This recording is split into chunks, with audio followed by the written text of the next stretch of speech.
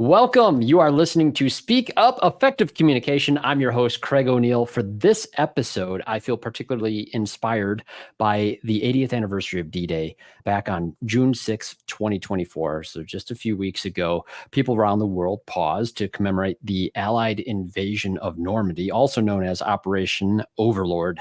D-Day was, of course, on June 6, 1944. That is when the Allied soldiers launched their assault to liberate Europe from Nazi tyranny. And I'll explain more shortly. And I'm going to introduce you to my friend from my home Toastmasters club, Grand Rapids Toastmasters Club 404. My friend Evan Wisner is with me today. And I know you are going to appreciate hearing from Evan just as much as I do. But first, a word from our sponsors. Looking to take your shop to the next level of quality service, team culture, and overall profitability? At the Institute, we provide personalized coaching that aligns with your goals of financial stability, excellent customer service, and employee satisfaction. Our priority is helping you establish significant and sustainable progress.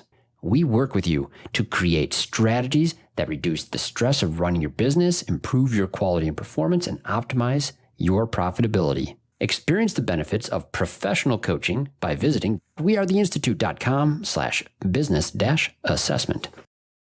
Hey friends, as you know, I'm a proud member of the AutoFlow team, and let me tell you, we've changed how business is done for auto shops everywhere. We support your client experience before, during, and after the work is done. Imagine this. Timely updates sent directly to your clients, branded digital vehicle inspections, and seamless communication from start to finish. That's why shops love AutoFlow. And hey, with those 5-star reviews rolling in, you'll wonder how you ever managed without us. Take an important next step and take your auto shop to the next level. Visit www.autoflow.com. Get on board with an AutoFlow trial. Are you ready to meet your perfect auto repair shop management software partner? Well, say farewell to the days of transactional relationships and hello to a true partnership that elevates your business. The number one all-in-one solution is AutoLeap. You're not just getting software, you're gaining a dedicated ally committed to your success. AutoLeap will help you sell more, save time, and delight your customers at every turn. From scheduling appointments to creating estimates, generating invoices, managing technicians, and seamlessly syncing with QuickBooks to keep your records updated, experience the difference a true partnership makes. Visit Autoleap.com and book a demo today. Autoleap, your trusted partner for success. You know what I appreciate about my friend Jeremy Glasgow, founder of AppFueled? It's his passion. Specifically, his passion for helping shops convert clients to members. What's the difference, you ask? Jeremy can tell you. Members visit and make necessary purchases more often and more confidently. Any shop can become proficient with creating a membership base using AppFueled.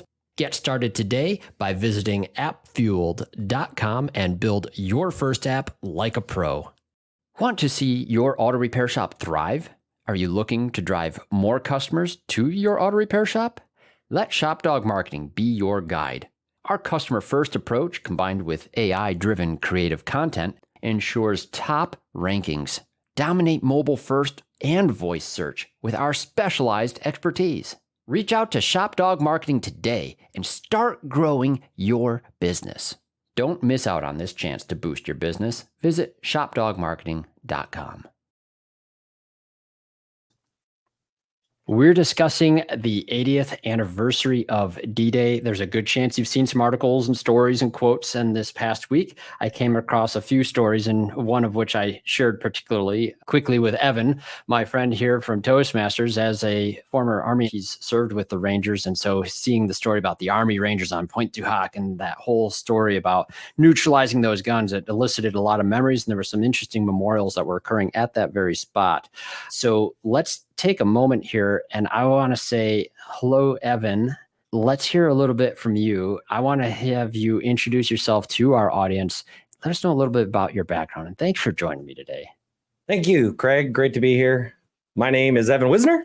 I am an Army veteran. I served in Afghanistan. I'm also a social worker, and I work with veterans and have worked with veterans. I'm also an American Legion member and involved with multiple veteran service organizations. I also have a very personal connection to a lot of this, as both my grandfathers were served in World War II. I have a lot of family that served in the military. I, growing up, had a lot of friends, especially post 9/11 era, that served in the military. And then I myself went and served. And all of that has definitely brought a sense of importance to this very particular issue. No, this is one of those topics that the 80th anniversary, this one's hitting a little bit different than the regular annual anniversary of this particular event. And I think when we discussed this, what was standing out, especially in the story of the Army Rangers, is there was really one guy left from that unit. And it was touching because one of the other current day Army Ranger guys was there with this guy who served with the other guy's grandfather. So this last person that was there that served with his grandfather, he got to commemorate that event with that. And it was interesting, but these guys are going away quick. Unfortunately, we're losing these veterans fast. Yeah, it's kind of been, I said before when we spoke on the phone, I'm very grateful that you asked me to do this, because I sort of, in the back of my mind, was kind of always aware, like, hey, we're losing them, and every year there's a little bit less, and like, that's the natural course. But then you asking me really helped me focus and take count of just what it is that we are losing and what is happening with that generation passing away. Mm-hmm. Yeah, well, you're the ideal person to do this conversation with. As an emotional intelligence expert, a war veteran yourself who has a direct connection to some of these events, I think it gives you a unique perspective that I think our audience in particular is going to appreciate hearing. So thank you, Evan. And I want to say this too, with Evan being here. Evan's a friend from my Toastmasters club, and you will all hear much about Toastmasters, as you already have on this show. It's a club for public speaking. And I remember that I joined just a few meetings before Evan started coming in too. One of our mutual friends, Shane Sievers, big influencer in the club. I remember the first day Evan comes in there, and he's a guest speaker for the club himself. And it was just like, oh, wow. It was my first experience getting to hear from another who I consider a professional speaker, being able to give me a perspective outside of my usual network. Well, thank you, Craig. I appreciate that. Oh, dude, thank you. And this has been part of the fun, is when people like you get to come and talk to an audience, in this particular case, largely the aftermarket and auto repair, a lot of times we get kind of onto our own topics. It's true everywhere. It is. It absolutely is. But no, thank you so much for joining me. And it's been great to be able to work with you in Toastmasters as well. I think that's one of the things I'd like to mention immediately here, is that guys like Evan come along and you get to hear them speak, but you also get to speak in front of them. And we get to have that mutual professional development that occurs through real feedback, real advice, while simultaneously learning from their vast experiences in the world. It's really a precious thing that I hope everyone gets a chance to experience in their local areas. I totally agree. I was going to say, I feel like I have learned just as much from you, and watching you speak and watching you go through that process in Toastmasters. I feel like that has been one of the greatest benefits, is our friendship and this relationship and the connection that we found through that organization. Absolutely. Oh, and thanks. And I'm so glad that connection has now brought you right here, right now. So let's go into this a little bit. Now, one of the things that we discussed is this fact alone is really startling to me, is like almost all the veterans who would be present for any event now commemorating anything that happened in World War II, they're all well into their 90s at this point. Mm-hmm. Yeah. It's kind of sobering, and also just wow that, like I sent you that article about that veteran who went to Normandy and he was over 100 and got married. Yes. And I was like, wow, yeah, what but yeah, there's definitely, it's slowly sliding away. It is. That was a refreshing story too. Both that guy and the lady was from France, if I remember correctly, in that story. They had such a great sense of humor. Yeah, and such a positive outlook, and they seem still so full of positive energy in this thing. And commemorating this stuff, I think, man, it's like they understood something else about the events that happened and why it's so important to moving forward with some positivity. Having that positive outlook is probably to him, I suspect, what a great way to honor those people he served with. Definitely. And as you kind of pointed out, like there was 16 million who served in World War II, and a little over 100,000 remain. So, and that's every day we're losing some. Every day. Yeah, I was having that conversation with my daughter this morning too, and to put it into context for her, I explained this point as well. I said, "Listen," I was talking to my daughter Judy. I'm 40, will be 41. From my birthday, with the day I was born, to D-Day, there's less time between my birthday and D-Day than there is from my birthday to now. Just to give that context, it's like, oh, I don't know if that made her think I'm really old. Or if Probably. it put the events, yes, put the events into context. Like, this is barely 2 generations have come into this world since these events transpired. But now 2 more generations have been stacked onto that. And 80, let's just call it 80 years. Yeah, because it's 80 years is not a lot of time at all. And also so incredibly much. It is, because it's long enough for it's a like whole nothing generation. and so much. Yeah, we could forget. We could have generations learn something new. Like, the world hasn't changed that much since then. Technology sure has, and everything else. But golly, tiny, tiny frame of history and a long time at the same time. We're losing them quick. What are we going to do with this now? Why is it hitting us differently? And what should we be doing, if anything, differently now? How do we honor this? How do we look at this? How do we discuss this in a way that's going to carry it forward? All great questions, and definitely things that we need to think about. Now, there's a line, and I think that this was the one that we both were sharing further articles on this stuff. And there's one line that came really poignantly, that living veterans, to recognize them as tangible interpreters of what has happened. Tangible interpreters. That tangibility, I think, is the key thing. That's what we're losing here. Oh, most assuredly. Any veteran knows that what actually happened and how it gets reported and what the story is and what gets told is like very different. And you can talk to almost any veteran from any war, any era, and they're going to be like, yeah, that's what was said, but that's not really what happened. Well, yeah, you're suspected to revisionist history. That's what's coming in here in some cases, wouldn't it? And that revision can happen quickly today. For sure. It is something that, as we're speaking, you have to take into consideration that all history is kind of revisionist history, because it's all written by the victors and we won. How that narrative is being told and what we've been told and what we understand of it, you have to look at through that lens. America was not perfect. During that time, there was racism and segregation, even in the military. There were Nazi sympathizers in the government at that time. And despite all of those challenges, that generation, they still rose to greatness and did something that had never been done before. Maybe never been done, at least hasn't been done since World War I. The difference between World War I and World War II is that World War I was kind of fought to a standstill. And so it was just throwing bodies into a meat grinder. Whereas like World War II, there was a clear way to win an objective and victory. And like they did it. They met that challenge and defeated the enemy. At a tremendous scale. Across the world. And I mean, World War I obviously was terrible and didn't involve a lot of people, but it is nothing compared to what happened in World War II and the scope of how many people it impacted. Yeah, was it 14% served? Yeah. So just looking at the numbers really puts in context the difference in like the military today versus what happened during World War II. So 16 million individuals served in the military during that period of time.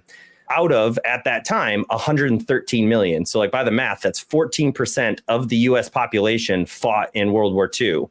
Today, 3.3 million of 330 million serve. That is less than 1%. We owe that to them because they did this incredible thing and established the United States as a superpower. And because of that, we can maintain peace and security with a much smaller portion of our population. 20 years of war.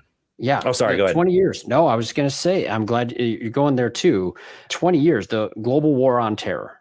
And that entire 20 years is still that 1% is. Oh, yeah. Yeah, that 1% is what has fought for. And I mean, obviously the Vietnam and Korea and stuff, there were like different call-ups and different points. But in the modern war on terror, in the 20 years that we were at war, a staggering statistic that most people aren't very familiar with. There were Allied casualties, there were supporting casualties, there were contractor and civilian casualties. But of American troops, in the 20 years we were at war, only 2,500 of them were killed. There were a lot of people wounded, but only 2,500 of them died in 20 years. That's the amount of American soldiers that died on the first day of D-Day. It's not even close. The comparison is not even close. Like for what our military does today versus what they had to do back then. They gave us a privilege, a volunteer military that has continued to be sufficient to provide safety and security. That's powerful. Well stated. And wow, that also puts events of D-Day are so ingrained in our history at this point, and we understand it to be a really substantial event, and the lives lost make it so. Amount of loss in a single day compared to the 20 years of war. Wow. Think on that one. We don't have pitched battles of that size and scale, and we should be very grateful for that. And understanding that I'm only listing the 16 million who served, that entire generation of Americans fought that war. Sure, there's 16 million frontline soldiers who put boots to ground, but there are support personnel and civilians and a whole series of people who built that war machine, who funded it and supplied it. Everyone back home was building everything that we used for the war. And Roosevelt famously said that Detroit and the United States had become the arsenal of democracy because we equipped and funded and made the bullets and the tanks and everything else for not only our troops, but many of our allies as well. That level of unity that they went through, that entire generation, they had no choice but to do it. And with that sacrifice, they have given us a choice. We can choose to be united towards a common goal instead of having it thrust upon us like they did. Yeah, that's really good. Yeah, that level of unity is not something that we're accustomed to anymore. The closest thing I think our current generation, our generation at least, would have of that would be September 11th. A lot of people that were in our contemporaries that were still young adults, typically at that time. I was senior in high school, and I do remember the moments after that. It was the tightest I've ever seen anyone in this country. It definitely changed everything. That's just like it was our attack on Pearl Harbor. Nowhere near as significant in terms of the loss of life and the impact, but no less significant either. Like it is definitely our generation's tragedy. Yeah, it's interesting. That's the closest thing that we can have to thinking of an element of history, I think, in our own contemporary experiences that gives us a sense of what it would be like for this last of this generation that was there during World War II. And how they must understand, like we're saying, don't forget about what happened in World War II. And the mantra, of course, for September 11th is that way. Wow. And like, it should be a little bit, I feel like it should be almost even heavier. What they were doing then, what the world was like then, what it was like for the massive amount of ships and aircraft and every other element that went into these massive, massive efforts. That what we did doesn't even compare on scale and the way the global war on terror played out and anything else here. But we know this. We know we have to be the tangible interpreters of our current events. And so they are also our tangible interpreters now. So I guess this is the question I would ask next is, it was an unfortunate time of history, but we were fortunate that we got to meet these people in our lifetimes. We enjoyed that tangibility. So how do we talk about it with those people? At this point, with so few left, I'd say one of the first things is talk to them while you can. Like talk to World War II veterans while you can. I would encourage people to ask a veteran if they would like to talk about their military service, World War II or otherwise. Leave it to them whether or not they'd like to share. There's lots of reasons why veterans do and don't share. World War II vets and others sometimes talk about their experiences. Sometimes they don't. Something to take into consideration. There's a lot of World War II veterans who do like to tell their stories. There's a big reason behind it. So World War II veterans had a giant group therapy session when they came back because that war was the last war where all of the troops were sent over in ships. So they fought and did all of this stuff. And then they were able to get on these boats. And then for 3 or 4 weeks or however long they had to move through ports, they got to have group therapy and they got to talk with one another and they got to normalize everything that they had just gone through.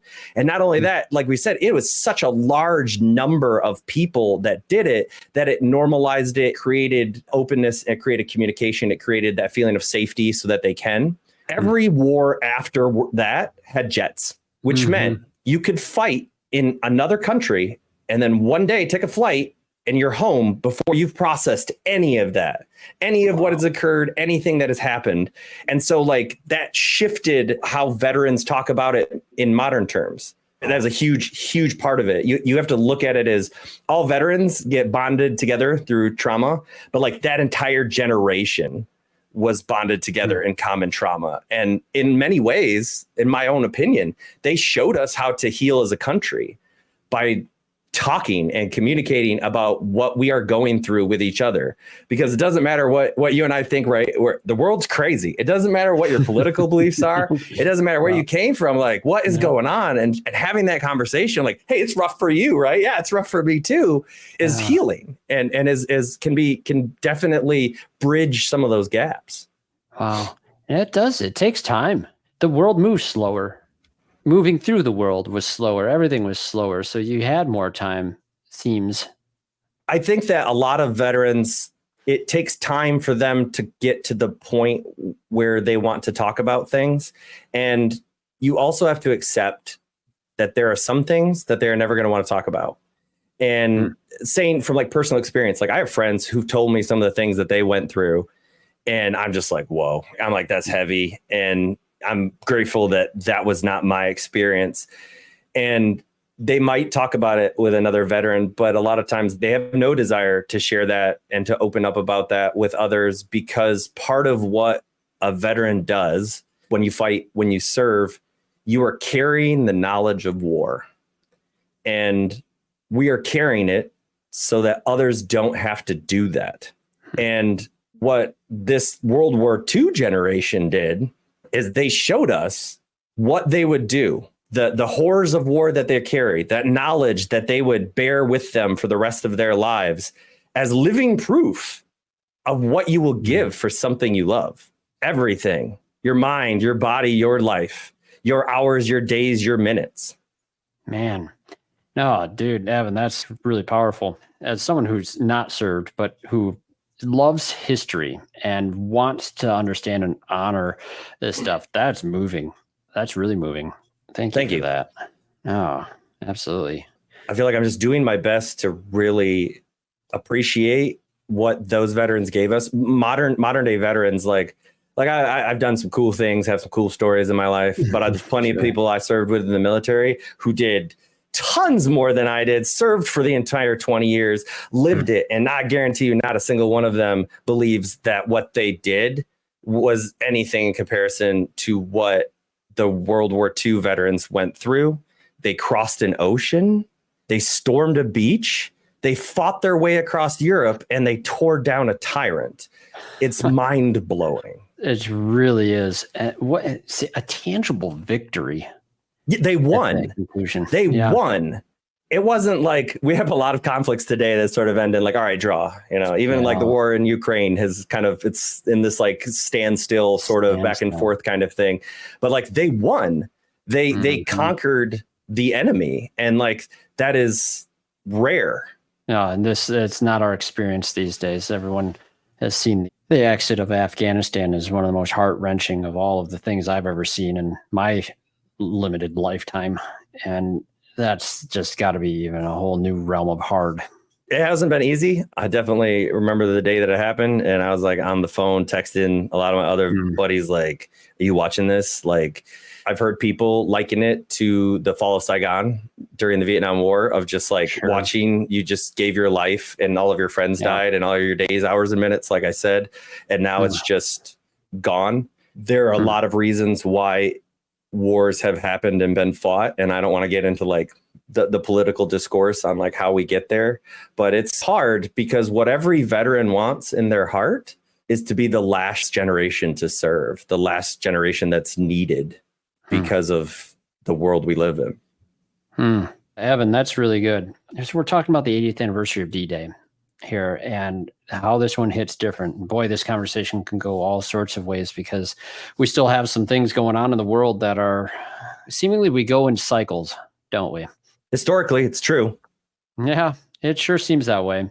Now, there's another experience that we were discussing too, with in particular the World War II generation. We were specifically talking about the diversity of the experiences in that generation. There's so many different people. And we talked about the sense of unity already, but I mean, literally diverse in terms of the people. Yeah. And that's one of those not perfect, but still great things that kind of occurred is that our country wasn't perfect during that time. There was racism and segregation there, even within the military itself.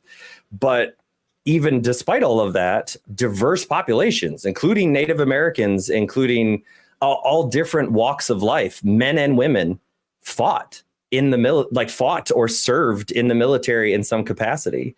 And it was very much a unifying event, even if how we went about it and like how it was handled, one way or another, the politics of that time were not perfect. And I think that's a good lesson for today of like, you don't have to be perfect to still do great things. No, exactly. And I think that there was an element to this too. And I think it's really in this, like we had this diverse military that was going in to liberate from fascism. And these people, they saw the camps, they saw the mass graves over time, they saw some terrible things that they have a chance to correct, but they also saw like, well, that's the direction some other things could go, perhaps. Is that something, am I off on that? It seems like maybe one of the things we're losing is that memory of the horrors of fascism, of tyranny, of oppression.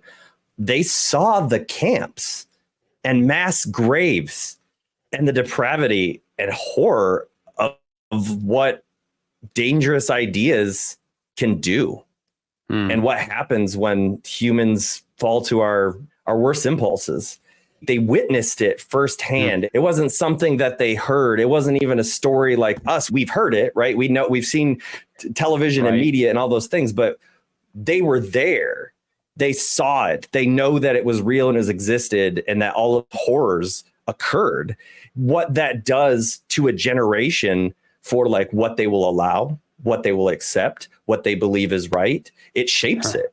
And it has shaped the country and what they created, what they came home and they created after that.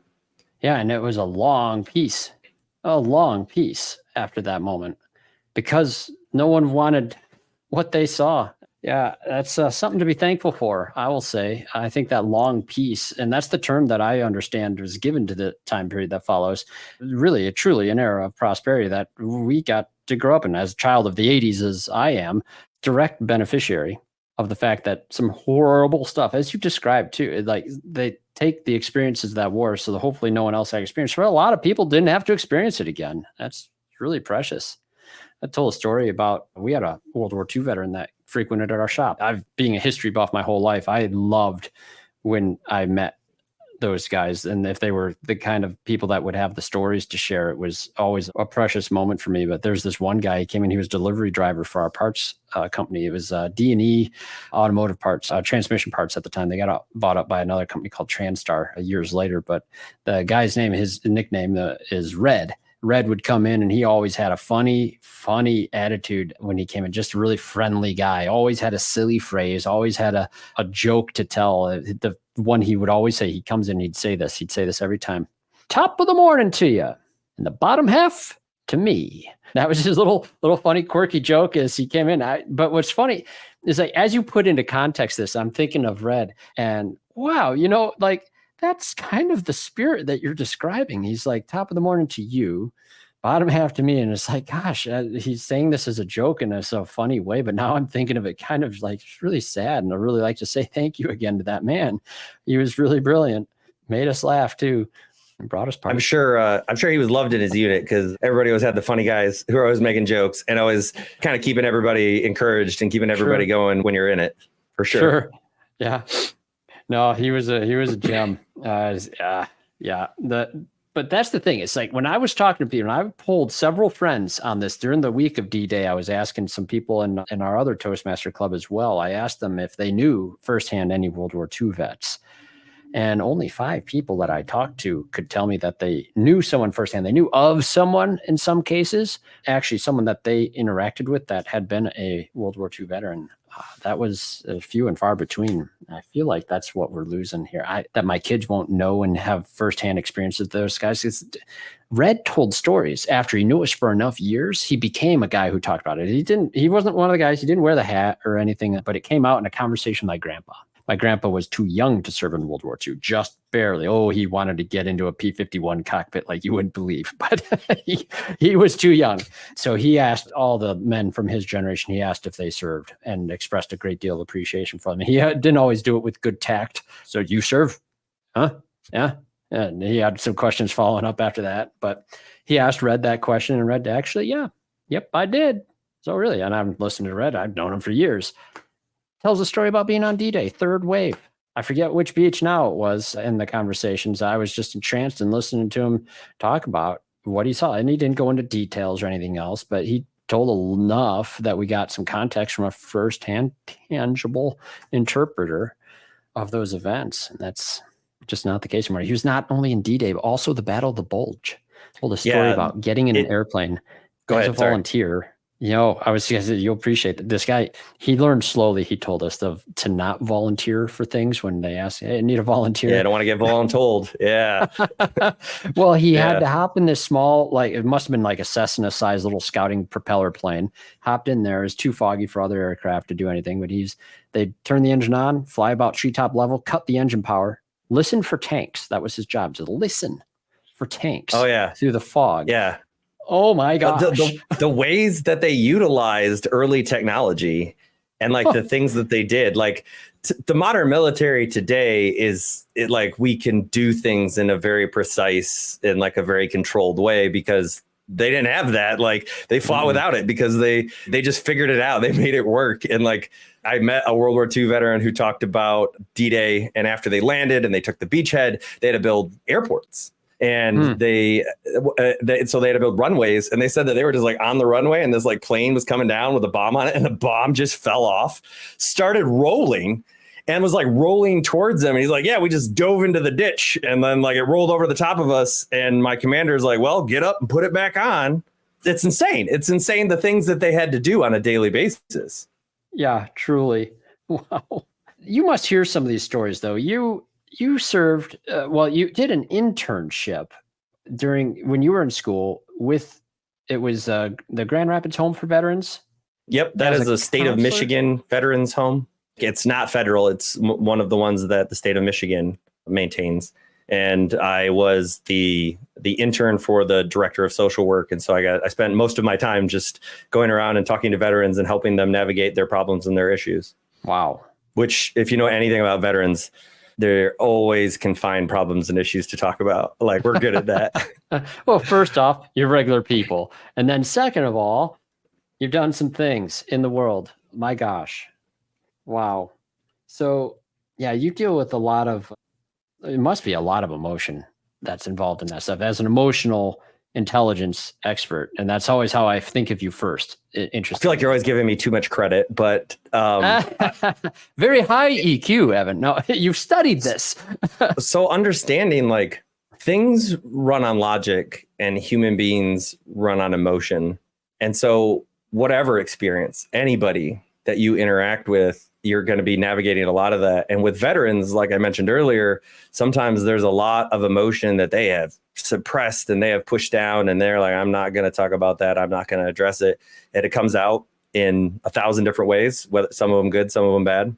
And so like having to navigate that, having to understand that their volatility is not directed at us. It is a symptom of what they've been through.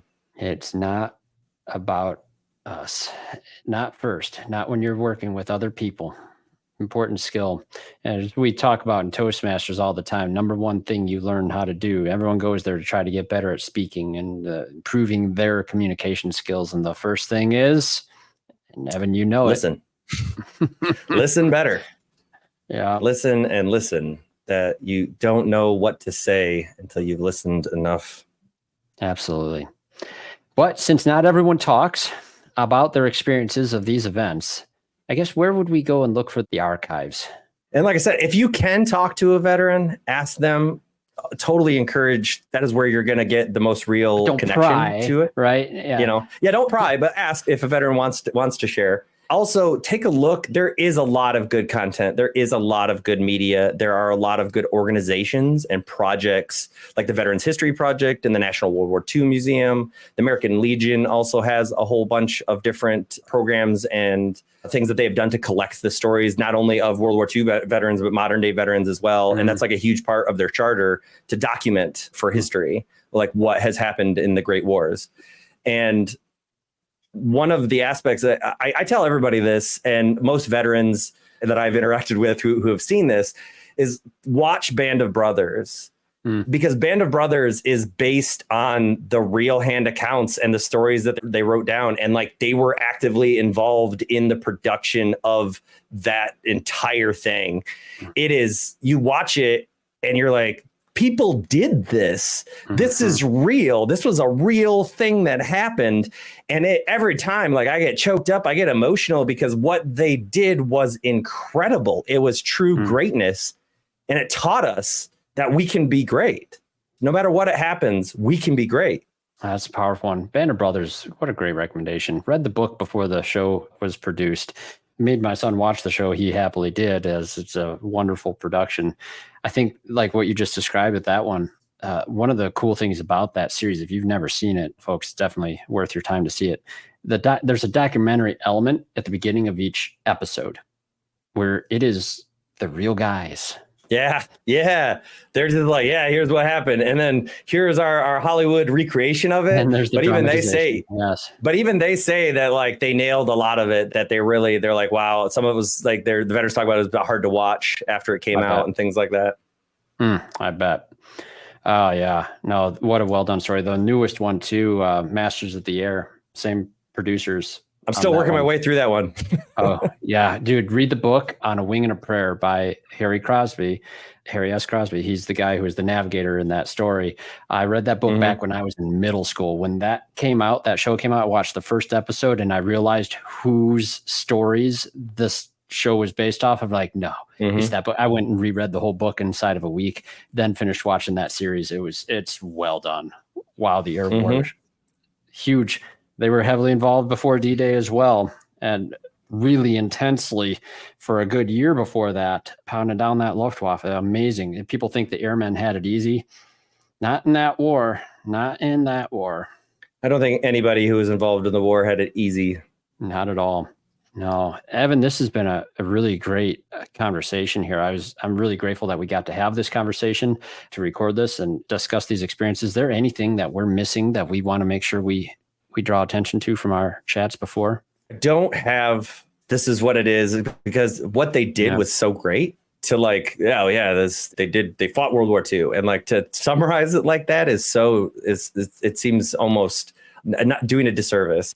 I remember Patton had a famous quote. He said, "It is foolish and wrong to mourn those men who died.